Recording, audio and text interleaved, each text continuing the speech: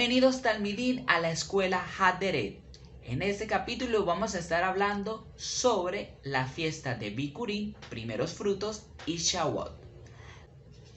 La fiesta de los primeros frutos, conocida en hebreo como Bikurim, que nos traduce primeros frutos, se celebra en el mes de Aviv, en el contexto de las fiestas de Pesach, y se empieza a contar desde el Shabbat semanal en el marco de la celebración de los panes sin levadura. Como podemos ver, vamos aquí a mostrarles en nuestra pantalla Éxodo 12, 14, 20. Vamos a leer la Torá y dice lo siguiente: Yo pasaré esta noche por la tierra de Egipto y heriré a todos los primogénitos del país de Egipto, desde los hombres hasta los ganados, y me tomaré justicia de todos los dioses de Egipto, porque yo soy Yuhei Bahei. La sangre será vuestra señal en las casas donde moráis. Cuando yo vea la sangre, pasaré de largo ante vosotros, y no habrá entre vosotros plaga exterminadora, cuando yo hiera al país de Egipto. Esto será un día memorable para vosotros, y lo celebráis como fiesta en honor a Yuhei Bahei. De generación en generación decretaréis que sea fiesta para siempre. Durante los 7 días comeréis ácimos, ya desde el primer día quitaréis de vuestras casas la levadura. Todo el que desde el día primero hasta el día 7º coma pan fermentado, ese tal será exterminado en medio de Israel. El primer día tendréis reunión consagrada también en el 7º día. Nos reuniremos en reunión sagrada. Ningún trabajo se hará en esos días, salvo la comida para cada uno. Esto es lo único que podréis hacer. Guardad las fiestas de los ácimos, porque en ese día saqué yo vuestros ejércitos de la tierra de Egipto. Guardad este día de generación en generación como decreto perpetuo. Comeréis ácimo en el mes primero, desde la tarde del día 3º del mes hasta la tarde del día 21. No habrá levadura en vuestras casas por espacio de 7 días. Todo el que coma algo fermentado, sea forastero o natural del país, será exterminado de la comunidad de Israel. No comeréis nada fermentado. En todo lugar donde habitéis comeréis ácimo. Levítico 23, 6 al 8. El 15 de este mes se celebra la fiesta de los ácimos en honor a Yuhei Bahei. Durante 7 días comeréis panes ácimos. El día primero tendréis reunión sagrada. No haréis ningún trabajo civil. Ofreceréis durante 7 días manjares abrazados a Yuhei Bahei. El 7º día celebraréis reunión sagrada. No haréis ningún trabajo servil. Es decir, que si la Pascua se celebra en el atardecer del 14 de Aviv, las primicias deberían celebrarse el primer día de la semana siguiente, como podemos ver en Levítico 23 del 5 al 11. El mes primero, el día 14 del mes, entre 2 luces, será la Pascua de Yuhei Bahei. El 15 de este mes se celebrará la fiesta de los ácimos en honor a Yuhei Bahei. Durante 7 días comeréis panes ácimos. El día primero tendréis reunión sagrada. No haréis ningún trabajo servil. Ofreceréis durante 7 días manjares abrazados a Yuhei Bahei. El 7º día celebrarás reunión sagrada. No haréis ningún trabajo servil. Habló Yuhei Bahei a Moisés diciendo: Habla a los israelitas y dile: cuando después de entrar a la tierra que yo os doy, seguís allí su mies, llevaréis una gavilla como primicias de vuestras cosechas al sacerdote, que mecerá la gavilla delante de Yuhei Bahei para alcanzaros su favor. El día siguiente del sábado la mecerá el sacerdote. Para los discípulos de Yeshua, Esta fiesta tiene un hermoso significado, pues fue en ella donde Yeshua resucitó entre los muertos. Este mensaje de esperanza que proclamaron los discípulos declara que el Mesías fue hecho las primicias de la creación y de la resurrección, así como Él resucitó. Todos los que mueran en la fe en Yeshua también resucitarán, como está escrito por Pablo de Tarso en 1 Corintios 15 del 1 al 26 y en Colosenses 1 del 15 al 20. La fiesta de los primeros frutos es el tercer festival anual y tiene lugar también durante la semana de Pascua. La Pascua comienza el 14 de Nisan o de Aviv. Los primeros frutos tienen lugar después del Shabbat semanal, después de que se comió la Pascua. En tiempos antiguos, cuando el templo aún estaba en Jerusalén, en este día el sumo sacerdote tomaba las primeras gavillas y la cosecha de la cebada y las mecía como ofrenda mecida. Esta ceremonia era una oración al amanecer, los primeros frutos de la cosecha. El sumo sacerdote estaba en esencia orando.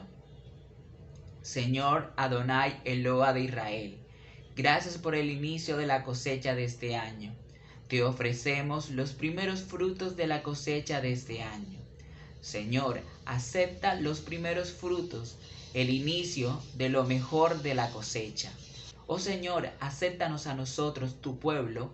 Por favor, traed el resto de las cosechas. Si Hashem acepta la ofrenda de los primeros frutos, estaba garantizado que Él los bendeciría con el resto de las cosechas durante. La fiesta de los primeros frutos era también una profecía de que el Mesías que murió en la Pascua regresaría a la vida. Por tanto, no podría retener al implacable la muerte. Hashem lo levantaría de los muertos y Él sería ofrecido como el primer fruto de los que han dormido en el tabernáculo celestial, ofreciendo su vida, su sangre, su alma, no en el tabernáculo terreno, sino en el tabernáculo celestial, porque su alma fue derramada allí y por eso Pablo dijo. Vamos a leer lo que dice 1 Corintios 15, 20, 21. Pero no, el Mesías resucitó de entre los muertos como primicia de los que durmieron, porque habiendo venido por un hombre la muerte, también por un hombre viene la resurrección de los muertos. Esto significa, según el relato el judío Pablo de Tarso, que el Mesías es el principio de la cosecha humana, de Adonai, y el primero en ser levantado entre los muertos, como primer fruto, ese principio y lo mejor, el prototipo y modelo para todos los que se unieron a él. Y siendo un hombre 100% como todos nosotros, Yeshua anuló a sí mismo para hacer voluntad de Dios. Como nos dice Hechos 5:8, aprendió obediencia por lo que padeció. ¿Y por qué Hashem lo encontró aceptable, levantándolo entre los muertos como primer fruto? Es una garantía de que los que creen en Él, el resto de las cosechas de la humanidad, será levantados igualmente y se les dará la vida eterna. Parece probable que el Mesías fue levantado entre los muertos en el día de las fiestas de los primeros frutos. Fue el tercer día que Yeshua, Dios lo levantó entre los muertos. Empieza la Pascua. Comienza en la tarde del 14 de Aviv. Los primeros frutos tienen lugar el Shabbat semanal luego de la cena, que es en el año de la pasión de Yeshua, fue el 18 de Aviv. Entonces tenemos a Yeshua, muere en el 14 a las 3 de la tarde y pasa la primera noche el 15 y la segunda noche el 16 de Aviv y la tercera noche el 17 de Aviv. Ahora contamos los días. El primer día del 15, el segundo día del 16 y el tercer día del 17 de Abib. Él resucita en el atardecer del 17, ya iniciando el día 18, en lo cual cae la fiesta de los primeros frutos. Es probable que el mismo día que el sumo sacerdote estaba ofreciendo el primer fruto de la cosecha de la cebada, el Eterno estaba levantando al Mesías entre los muertos como el primer fruto de la humanidad redimida.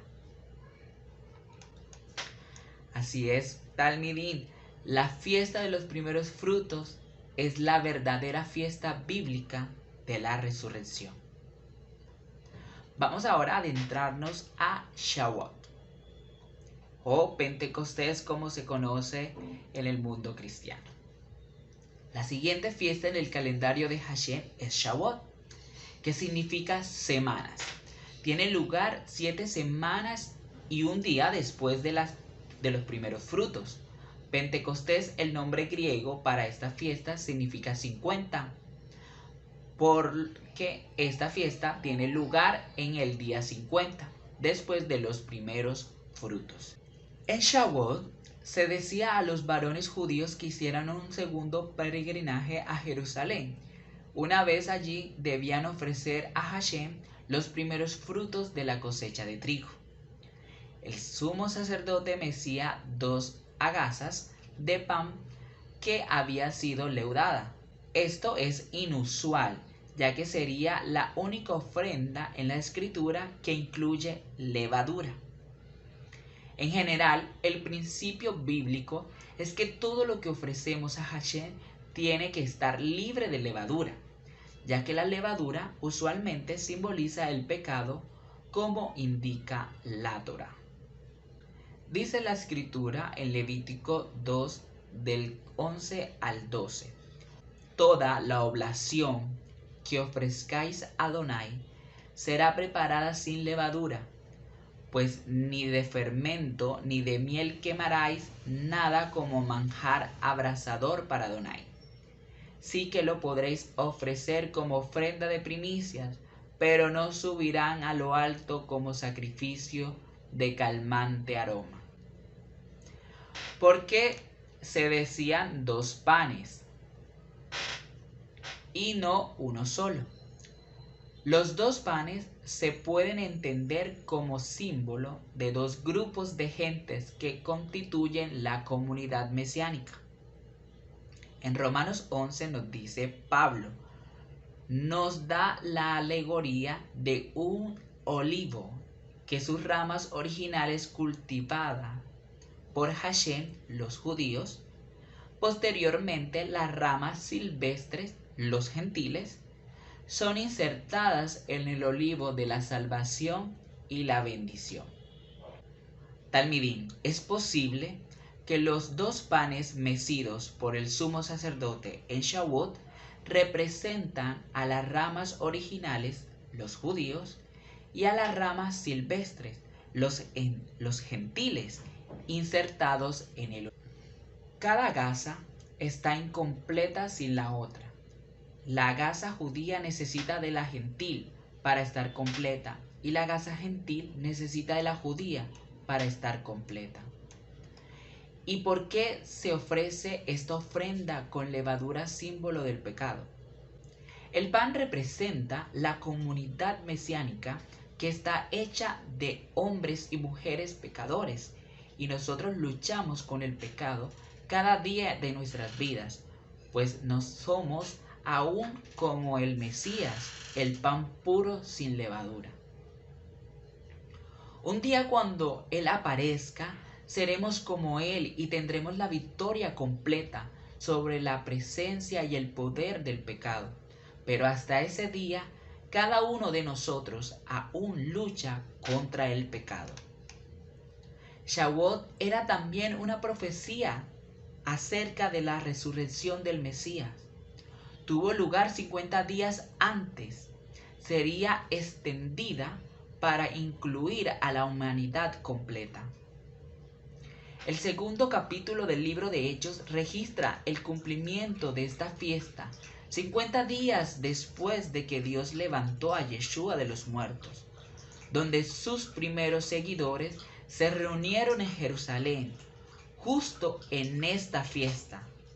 El mismo espíritu que levantó a Yeshua de los muertos fue derramado en estos primeros discípulos judíos.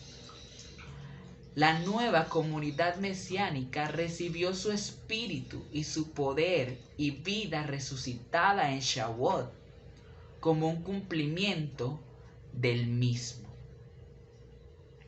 Desde que fue destruido el templo de Jerusalén en el año 70, el pueblo judío ya no pudo mecer los panes. Como resultado de esto, el énfasis de esta fiesta ha cambiado. Según la tradición judía, Shavuot es también el día en que Israel recibió la ley en el monte Sinai. Y debemos recordar, sin embargo, que cuando se dio la Torá, la ley no estuvo exenta de problemas. Mientras Moisés estaba en el Sinaí, recibió la Torá y el resto de Israel estaba en la base de la montaña, adorando al becerro de oro. Moisés bajó de la montaña y vio lo que estaba pasando y gritó: "El que esté con el Eterno, sígame". Éxodo 32:26. La tribu de los levitas vino a Moisés y atravesó el campamento de Israel y mató 3,000 hombres que estaban involucrados en la idolatría. 3,000 israelitas murieron en Shavuot cuando se dio la Torá. Consideramos esto en contraste con el hecho de que cuando dio el Ruach HaKodesh, el espíritu de santidad, en Shavuot, después de morir y resucitar Yeshua, 3,000 judíos fueron vivificados. Por tanto, ¿qué es Shavuot? Por decreto, la Torá se celebra las fiestas de Shavuot. Lógicamente, Shavuot, por un lado, nos lleva a la culminación de un poco que surge de Pesaj. Se mueve por 7 semanas completas y desemboca en la santa convocatoria de Shavuot. En Pesaj no podemos comer hamet. En Shavuot ya hay que comer hamet. Talmidim, el mensaje es claro. Si la levadura es símbolo de orgullo, de vanidad, egocentrismo, lógicamente total estado del alma, nos posibilita tener una relación correcta con Hashem. Y por tanto, Pesaj se trata de un pacto de protección. Anticipa el día cuando la levadura no te hará daño. Anticipa el día cuando el honor no te hará daño. Anticipa el día cuando la riqueza no te hará daño. Pesaj trata con protección. Anticipa el día cuando la bendición no te va a hacer daño. Cuando el honor que recibas no te va a hacer daño. Cuando la levadura no te hará daño. Cuando el orgullo ya no será una realidad en ti. Ni la vanagloria, donde podrás recibir sin comprometer el dar. En otras palabras, donde podremos recibir y andar con la cabeza erguida, felices pero sin orgullo. ¿Y cómo es posible esto? Es el proceso de transformación del Mesed en Kedushá. El endiosamiento del ego, soberbio, en una nueva vida llena de riquezas, pero con humildad y abundancia de bienes. Con mansedumbre, con honor, pero con sencillez y obediencia. La autoestima es necesaria, pero sin caer en la vanidad. Una parte del orgullo hoy en día es necesaria, pero sin caer en la presunción, sin caer en la vanagloria. ¿Qué es por tanto Shavuot? ¿Es el día cuando se conmemora el día de la entrega de la Torá del pacto con Dios? Se celebra el día cuando Israel recibió la encomienda de ser luz a las naciones, un reino de sacerdotes, un pueblo llamado a convertir este mundo físico en un lugar donde pueda habitar la Shekinah. Año tras año se marca este día de celebración especiales con lecturas, cánticos, estudios relacionados con la festividad y por supuesto con un banquete de alegría. Y todo esto está muy bien, solo tenemos un problema. El único problema es que la Torá no nos dice nada de esto. En otras palabras, según la Torá, no hay tal cosa como el Shavuot. En el Humash, Shavuot es una festividad agrícola. Está precedido por traer el Omer, la primera gavilla de cebada madura que marca el comienzo de las cosechas del año. Esa gavilla, el Omer, era llevado al templo y era metido delante de Dios en un gesto de acción de gracias. A partir de entonces pasarán 7 semanas, 49 días, inmediatamente después de esas 7 semanas llega el festival de Shavuot. Precisamente recibe su nombre de Shavuot el plural de semana. De modo que esto marca la maduración de la cosecha, principalmente la cosecha del trigo. Y por eso es que se llama también la fiesta de los primeros frutos. Y eso es todo lo que la Torá dice de Shavuot. En la Torá no hay tal cosa como el Shavuot que marca la entrega de la Torá. No existe eso en la Torá. No hay nada en toda la Biblia hebrea que sugiera esa conexión. No existe, por supuesto, celebrar la entrega de la Torá en el tercer mes del año hebreo, después de que no esté tan lejos de lo que ahora se santifica como Shavuot. La Torá cuenta que la tercera luna nueva, después de la partida de los israelitas de Egipto, ese mismo día entraron en el desierto de Sinaí. Al tercer mes después de la salida de Egipto, ese mismo día llegaron los hijos de Israel al desierto de Sinaí. Eso nos dice Éxodo 19:1.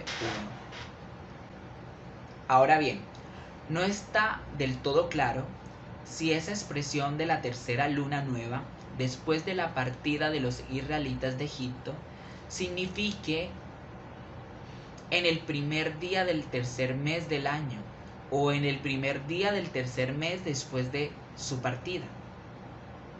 No está claro.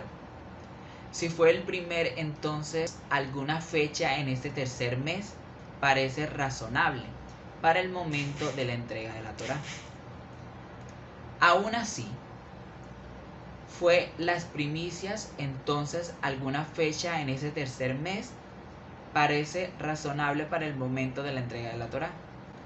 Aún así, decir que la entrega de la Torá ocurrió precisamente en Shavuot, es decir, en el sexto día del tercer mes, es nerviosamente inquietante desde el punto de vista académico, porque no tendríamos ninguna evidencia que corrobore todo esto. Entonces, ¿por qué si no tenemos evidencia alguna en la Torá de Shavuot es el tiempo donde recibimos la Torá? ¿Por qué se celebra precisamente la entrega de la Torá? Esto nos lleva a considerar que las verdades más grandes sobre el judaísmo que no podemos obviar, precisamente en aquellos que están en el proceso del retorno y aprendizaje. Esta es una de las más grandes verdades del judaísmo, que todos deben conocer, específicamente el judaísmo de los nazarenos o de los del camino, y presten mucha atención. Esto que vamos a hacer es un inciso, algo explícitamente importante que hay que reconocer. ¿De qué se trata? Trata de esto. La palabra de la Torá nunca nos cuenta toda la historia. En otras palabras, junto con la Torá escrita, hay un contexto cultural y va paralelo con ella. Y en ese contexto cultural hay una implicación de que el texto escrito de la Torá viene acompañado por las expresiones y viene acompañado por las interpretaciones, que conocemos como oral, de la boca, Torá oral, que iba a transmitirse junto con la Torá escrita de generación en generación. Sabemos que en otros lugares reniegan de la Torá oral. Algunos pastores, pseudoprofetas e incluso la demonizan. Pero saben que todo es por falta de conocimiento. Todo eso viene de la ignorancia de los que proclaman y que se desviaron, se pierden por muchas doctrinas inventadas para justificar su teología de ya. Y vamos a decir esto, a todos los que están en ese proceso de retorno a la casa de Israel, nadie puede llegar lejos en el judaísmo sin recurrir a estas grandes verdades transmitidas oralmente. No vas a llegar muy lejos en el judaísmo si ignoras ese concepto cultural. Aunque la Torá oral, por su característica de pertenecer a una cultura no escrita, nos choca mucho porque nosotros somos de una cultura de escritura.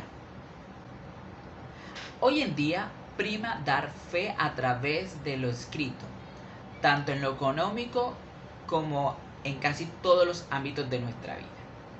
Les aseguro que si va a comprar una casa, el banco no le va a decir, me das tu palabra de que me vas a pagar. Y usted le va a dar su palabra al director y se da la mano. No es así en nuestra cultura. Esto lo sabe todo el mundo. El banco necesita algo por escrito. Pero en la época de Moisés, los que menos se hacía era la escritura. De hecho, en la época de Yeshua, el 90% de la gente no sabía ni leer ni escribir. Era una cultura oral, no era una cultura escrita como la nuestra.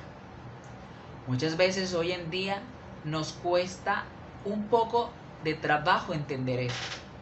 ¿Cómo es posible que la verdad sea verdad cuando no viene escrita? La Torá oral, por su característica de pertenecer a una cultura no escrita, ciertamente hoy en día, debido a que somos una cultura que da prioridad a la escritura, es dada a manipulación. Se puede dar una manipulación, se puede sacar provecho de sus bondades para asegurar el monopolio de una secta sobre otra. La realidad es que cuando se trata de aquella donde tales inventos de los hombres están fuera del escenario, la Torá oral es una exigencia misma de la Torá escrita. Solamente ahí podemos entender que se celebra Shavuot. No solamente eso, hasta la legitimidad de nuestro Mesías depende de cierta medida de la Torá oral legítimamente. Primero, el Mesías hijo de David. David es hijo de Isaí. Isaí es hijo de Obed. Obed es hijo de Boz. Boz tuvo a Obed en un matrimonio prohibido por la Torá, de un judío con una moabita, como es el caso de Ruth. Y fue un matrimonio prohibido porque la Torá afirma: el amonita y el moabita no serán admitidos en la asamblea de Adonai, ni aun en la 10ª generación serán admitidos en la asamblea de Adonai, nunca jamás. Deuteronomio 23:3. Si los moabitas no pueden entrar a la congregación de Israel y Ruth era moabita, por tanto, ¿cómo entró Ruth en Israel siendo una moabita? ¿Cómo se casó un juez de Israel con una no judía de origen moabita? ¿Sobre quién pesa una prohibición de la Torá? La respuesta no la vas a encontrar en la Torá escrita. En la otra escrita solo vas a encontrar prohibición, no la interpretación. Y aquí está la clave. El judaísmo es 25 horas escritas y 75 horas aplicadas. El judaísmo no es solamente toda escritura, además es la interpretación correcta de eso que está escrito. Y por esa interpretación, los jueces de Israel en la época de Ruth y Boaz legislaron el caso de Ruth. Llegaron a la conclusión de que la prohibición de no entrar a moabitas a la congregación de Israel se refería a los hombres, no a las mujeres. Las mujeres están exentas. Por tanto, Ruth probaba su conversión al Dios de Israel. Se le permitió entrar, se le permitió hacer judía por elección, se le permitió casarse con Boaz. Un juez de aquella generación, y por esa interpretación preservada, no en la Torá escrita, sino en la Torá oral, el hijo de ambos es legítimo y no un bastardo de Israel. Y aquellos que niegan la Torá oral, como explica la legitimidad del rey David, descendiente de una moabita. Y si queremos llegar más lejos sin la Torá oral, ¿cómo legitimamos a Yeshua como el Mesías, que siendo descendiente del rey David, ambos a su vez vienen de una moabita? Entonces, ¿fue legítimo el rey David en su época por descendencia de una moabita? Evidentemente que sí. Por tanto, aquellos que defienden a capa y espada negar la Torá oral, quitan la Torá oral entre problemas teológicos evidentes que ni ellos mismos son conscientes. Lo mismo ocurre con el Rosh Hashanah, el Año Nuevo Judío. Somos conscientes de que como tal cosa no se menciona en ningún lugar de la Torá escrita, aunque sí en los profetas. La Torá lo único que hace es decirnos que Rosh Hashanah es día de hacer sonar el shofar, eso es todo. La Torá misma no lo menciona como el día del juicio final, no hablamos absolutamente nada de eso. La Torá escrita no menciona nada ni relaciona nada del Rosh Hashanah con el pueblo o con un periodo de arrepentimiento. La Torá escrita no menciona para nada a Rosh Hashanah como un tiempo de introspección. Mucho menos el día como el Mesías se sentará en el trono de gloria y apartará a las naciones entre las ovejas y los cabritos.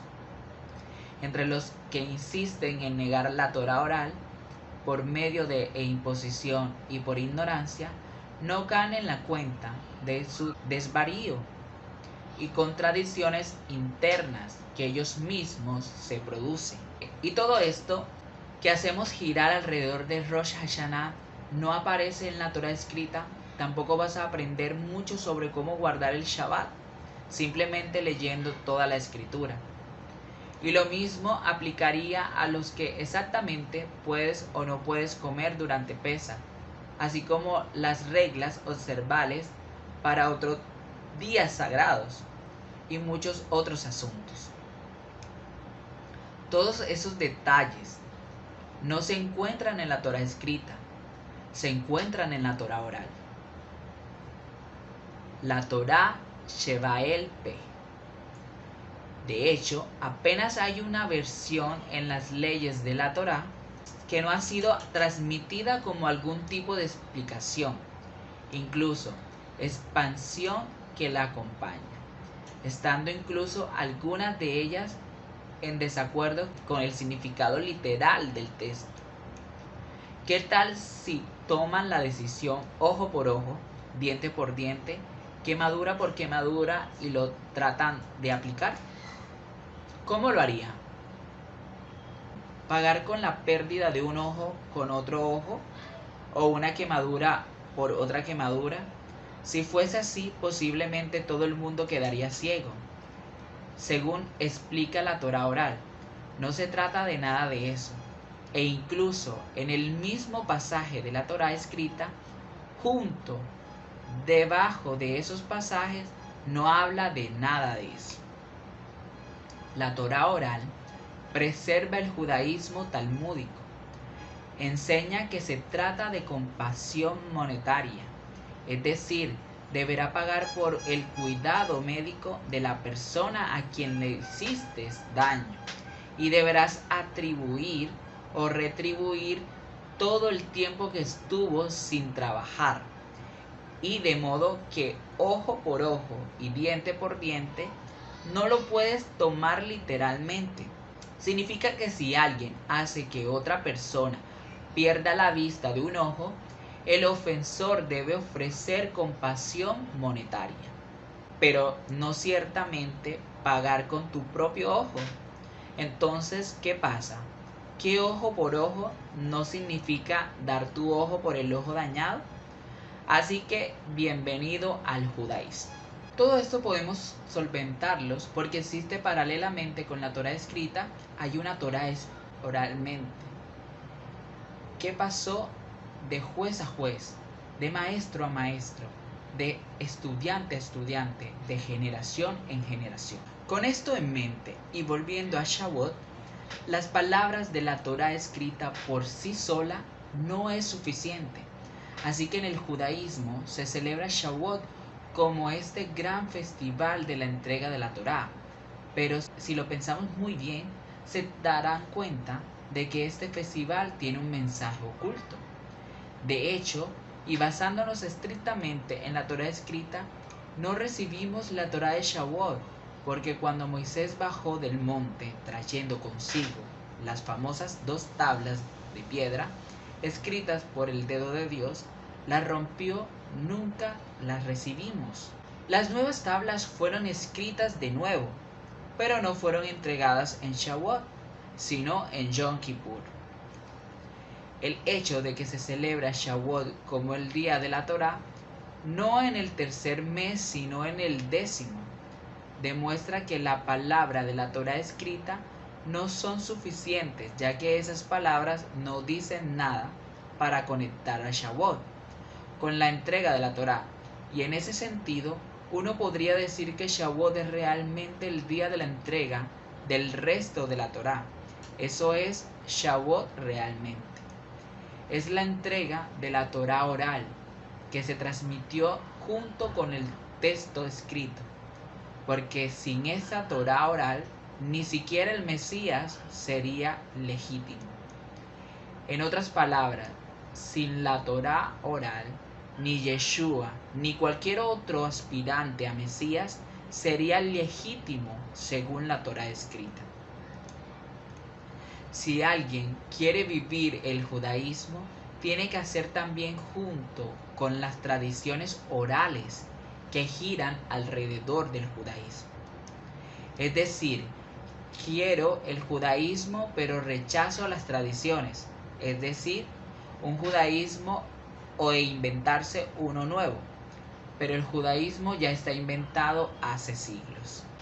Y todo lo que tiene que hacer es montarse en el carro y saber que el carro viaja.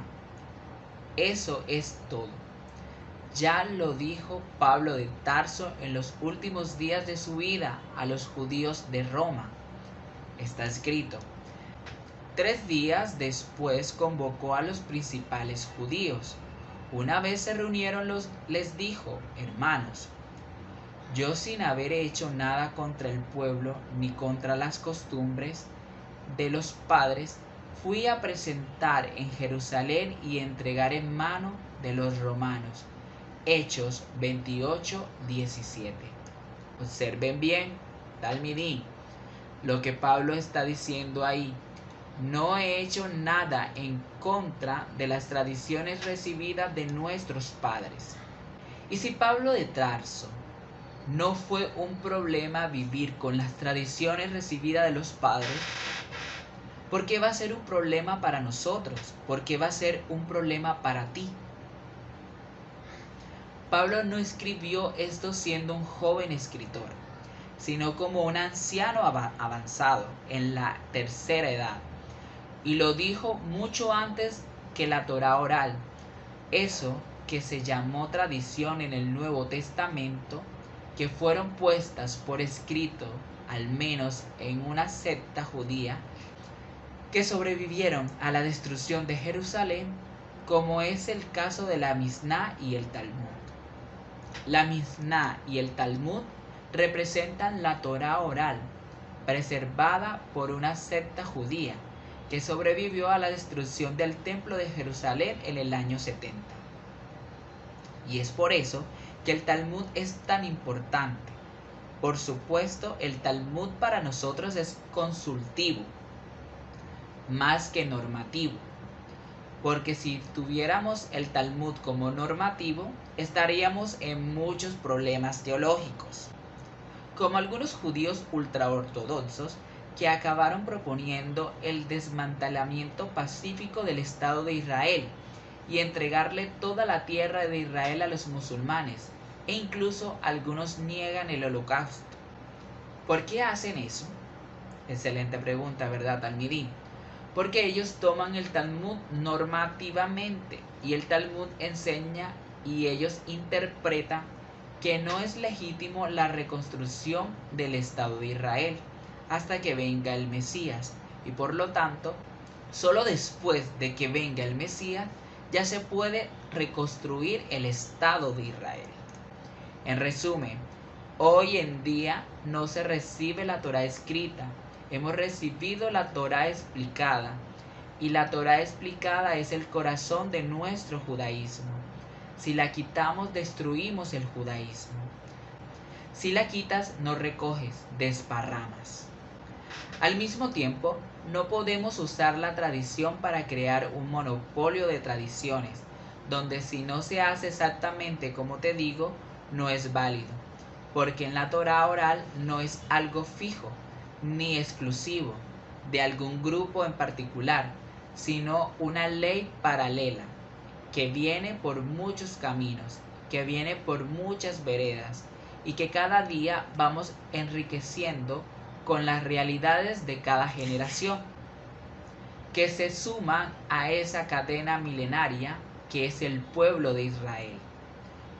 Por lo tanto, se santifica Shavuot como el día cuando se decide estar unidos como un solo hombre en perfecta edad para decirle a Dios: aceptamos el pacto, aceptamos la propuesta de establecer la alianza como está escrita en la Torá. Dice Éxodo 24, 6, 11: tomó Moisés la mitad de la sangre y la echó en una vasija. La otra mitad la derramó sobre el altar. Tomó después el libro de la alianza y lo leyó ante el pueblo, que respondió: observemos y haremos todo cuando ha dicho Adonai.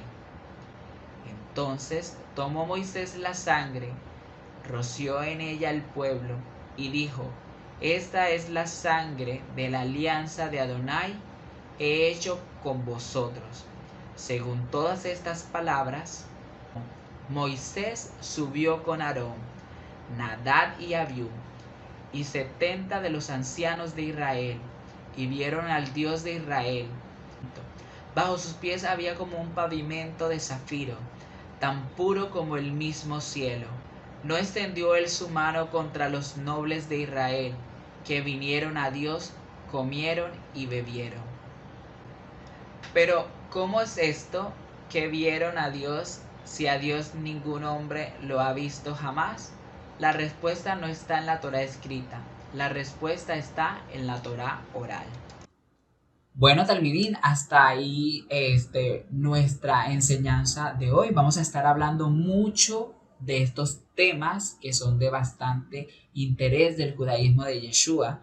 Si tú eres uno de nuestros amigos que nos está visitando por primera vez en nuestra página de YouTube, te invitamos a que te suscribas, le des like y des tu comentario en la caja para que nosotros te conozcamos, pues a nuestros talmidín y también a esos amigos Javerín, que así lo decimos en hebreo, los invitamos a también a que nos escriban en Facebook, nos encuentran como @haderet hoy y allí pues estaremos creando un grupo porque vamos a hacer que nuestros talmidín estén de manera activa en nuestra comunidad. Entonces los queremos invitar para que no solamente escuchen las clases a través de YouTube o los que nos están viendo por Facebook a través de Facebook, sino que también hagan parte de este movimiento, que hagan parte de esta comunidad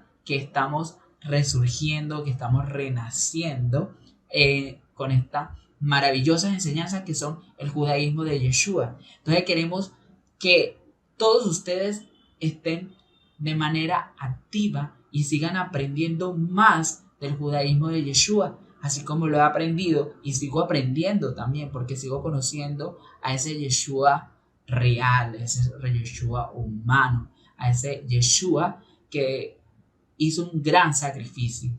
Entonces, que es el Mesías que todo el pueblo de Israel espera y que pues estamos pues ya a pocos tiempos de su segunda venida y eso no tenemos ninguna duda.